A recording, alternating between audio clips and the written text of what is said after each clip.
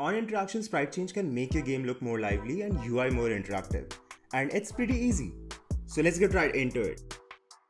In your Unity scene, add a button by right-clicking the hierarchy and in UI, choose button. Now all you need to do is in button component, go to transition and change it to sprite swap. Now for all these cases, you can add different sprites, otherwise the default sprite remains.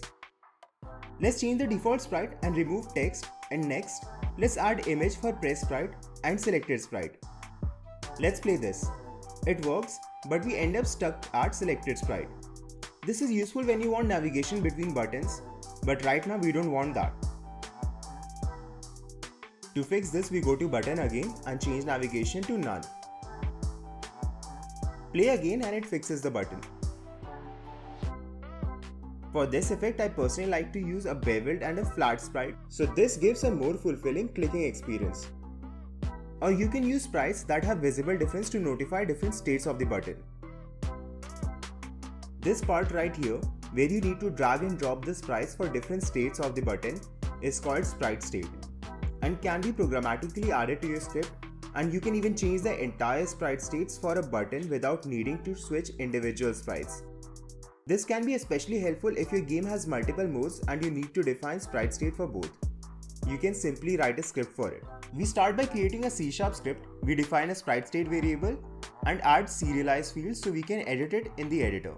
We could have gone for public as well, but since we don't really want to share this variable with other scripts, we prefer this method.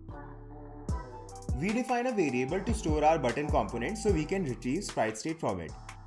Add serialize field to this as well. Now we define a function that changes the sprite state from default to this.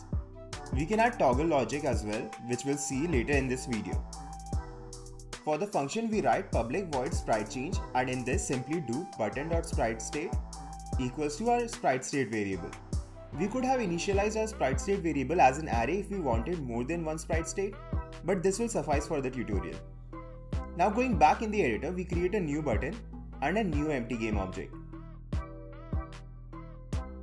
Now in this sprite state, we have all the button states predefined, so let's fill those in. For the time being, we are changing one color set of icons with another, but these are barely placeholders and you can create custom UI for each state and UI mode. For the button slot, drag and drop the earlier button into it.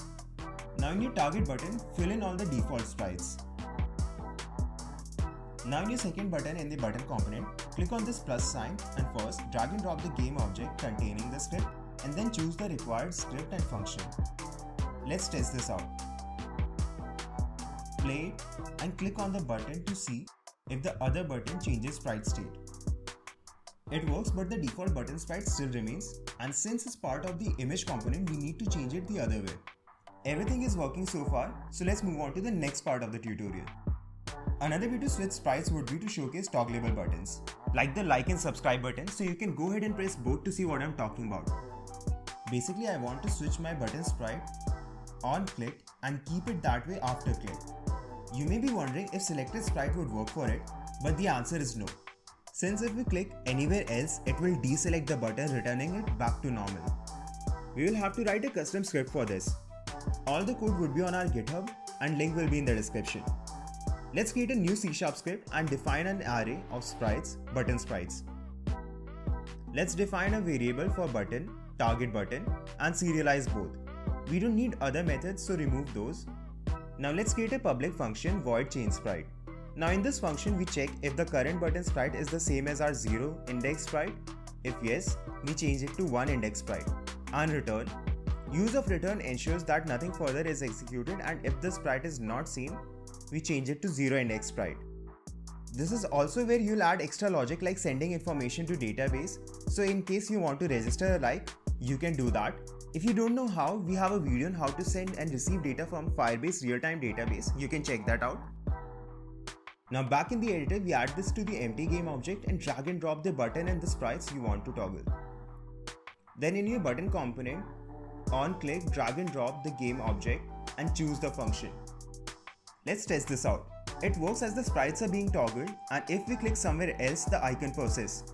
You can do this for more than 2 icons and it would still work. If you want a complete video on multiple UI modes in Unity, do let us know in the comments. So that would be all for this video, but there's more for you to watch. Check out this playlist for all Unity UI related content. Or if you want to diversify, we released a blockchain developer roadmap. You can check that out and we'll see you next time.